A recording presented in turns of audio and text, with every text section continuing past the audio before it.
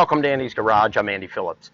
Today I'm going to show you how to check the transmission fluid on your vehicle, but how to do it properly so that way you get an accurate reading. So let's go ahead and get started. First thing that you want to do is you want to locate the proper dipstick for the transmission fluid. On this particular vehicle, they're labeled, so if we get here close, you can see on that one it says engine oil, but if we pull back here on this side, you have this one right there, which you can see it says trans across the top of it. So that one here is your transmission fluid dipstick. So that's what we're going to be checking. Let's head over to another vehicle and I'll show you how it may appear on another one.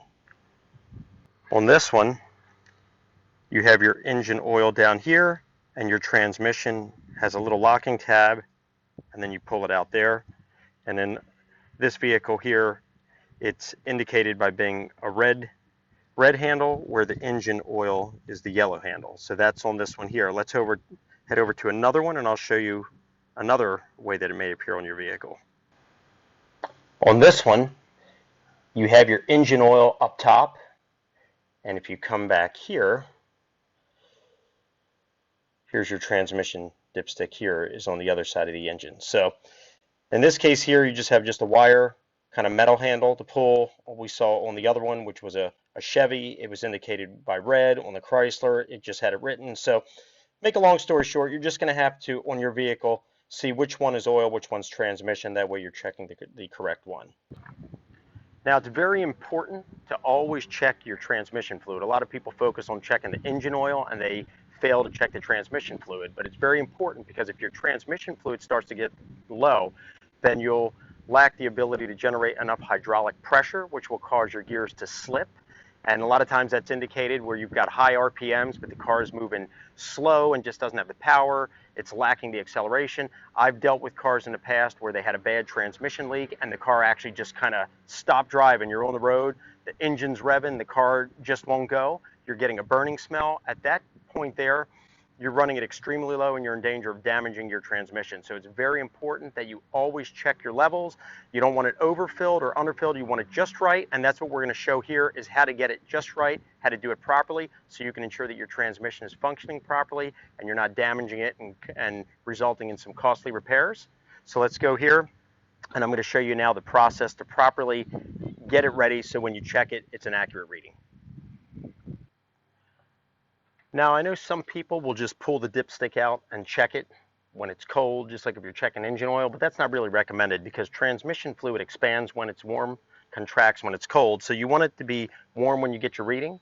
So what we're going to do, we're going to start the vehicle, and you can do this if the car has been sitting, just start it, let it run for a few minutes. If not, you can do it right after you've been driving, but we're going to start it, let it warm up, and while it's still running is when we're going to do everything because we want it to be warm so we get an accurate reading, and that way we can top it off accordingly. So let's head into the vehicle. We're going to go ahead and start it, and I'll show you what we're going to do with shifting through the gears as well. Another thing that I recommend, not all mechanics recommend that. Some people just say with the car warm, just get the reading. I like to cycle through the gears, start and park, go through all the gears, come back, end off and park, and then while it's still running, then we'll come and check it. So let's go ahead and do that and see how the levels look, and then I'll show you how to top it off if need be. Another thing, you want to make sure you're on level ground and not, on a hill or anything so you get an accurate reading on it.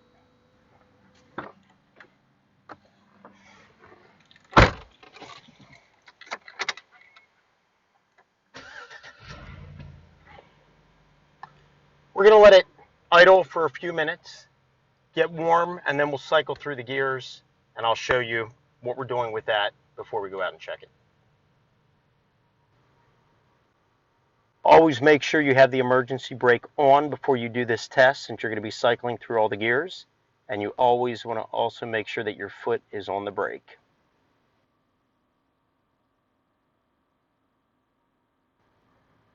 Temperature is at a nice operating temperature, so I think we're good to cycle through now and then get the reading on it. It's nice and warmed up. The particular car that we're on right now does not have the indicators here on the side because of the leather boot, so we're going to have to be looking at the cluster panel in order to see the gears that we're shifting through. So let's go ahead and do that.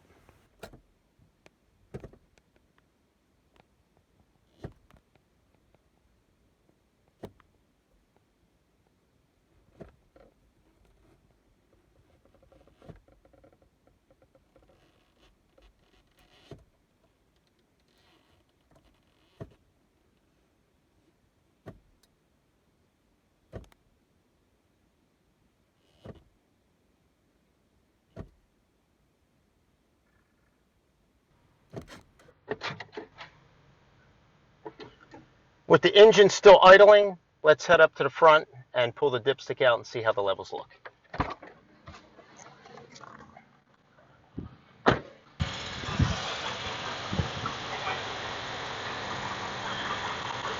Pull that out.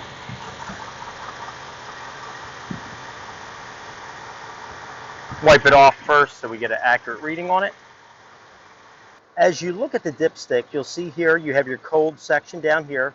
Then up top, which is where we're going to be looking, that's hot. You have the dot on the bottom, which is on the low side, the dot at the top, which is full. So we're looking for it to be up towards this top dot. Otherwise, we're going to have to add to it because now that we've let things heat up. So let's go ahead and put it in and get a reading on it and see where we're at.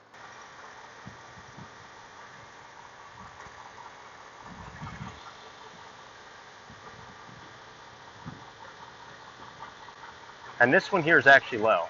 I'll get a close up. You can see right there where the fluid is, it's right near the lower dot, which is on the low end. So we need to go ahead and top that off so we can get it up to the top. Now, if it's determined that you need to add transmission fluid to your vehicle, it's very important that you get the one specific for your make of vehicle.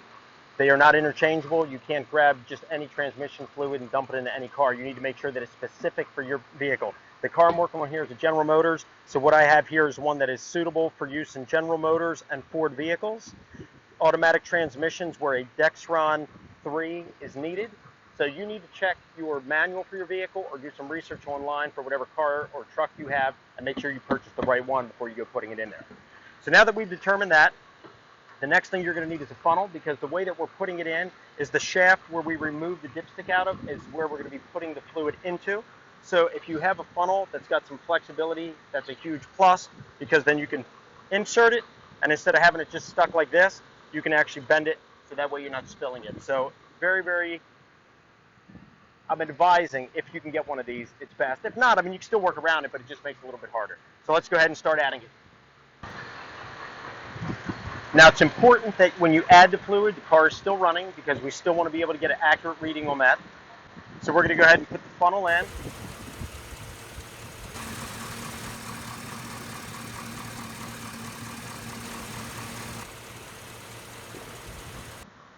And we're going to start adding it, but we're going to do it slowly and checking the levels. You don't want to overfill it.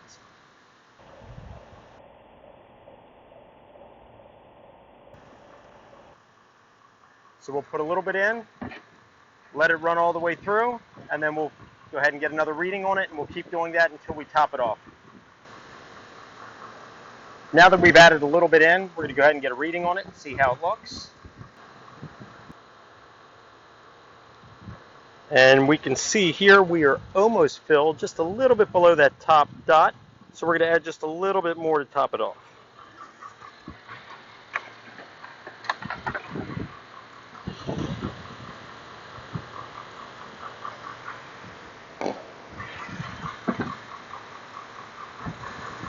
And you want to pour it slowly because you want to be able to manage the levels without overfilling it.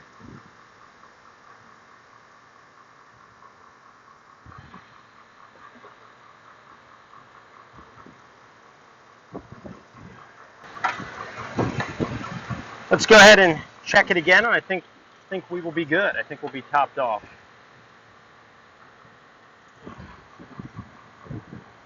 Excellent. All the way up to the full line. We can see there, it's all the way up to that top line and over that top dot. So we are good to go, completely filled.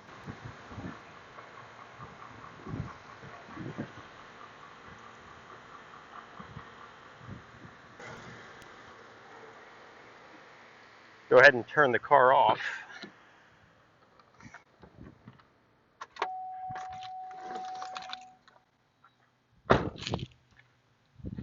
Okay, well that pretty much wraps up this video on how to check the transmission fluid in your vehicle. Now this is an automatic transmission.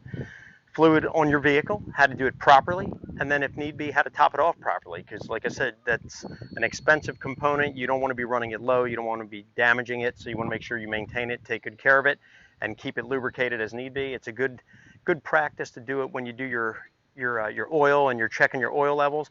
just go ahead and put the extra time in and check your transmission fluid. So this wraps up this video. Please send me any questions, any comments you may have. I hope this video helped you out, was informative for you. And as always, I appreciate all the support, so please like this video and subscribe to the channel, and I'll see you next time.